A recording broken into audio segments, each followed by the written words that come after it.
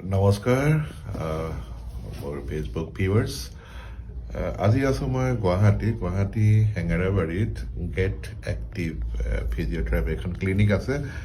মুম্বাইৰ পৰা আহিছিলোঁ আৰু মোৰ কঁকালৰ বিষ হৈছিলে কঁকালৰ বিষ হোৱাৰ পিছত মোৰ এই ফ্ৰজেন শ্ব'ল্ডাৰ এটা প্ৰব্লেম হ'ল আৰু মই ভাবিছোঁ যে আজি মই কাপ থেৰাপি কৰাম আৰু আমাৰ বহুতে এই কাপিং কৰিবৰ কাৰণে বহুতে ভয় কৰিবলগীয়া তেনেকুৱা একো নাই আৰু বিশেষকৈ যিবিলাকৰ এই ফ্ৰজেন শ্ব'ল্ডাৰ হয় তেওঁলোকৰ এই জেগাডোখৰত কিছুমান বেয়া ব্লাড কিছুমান একুমুলেট হৈ থাকে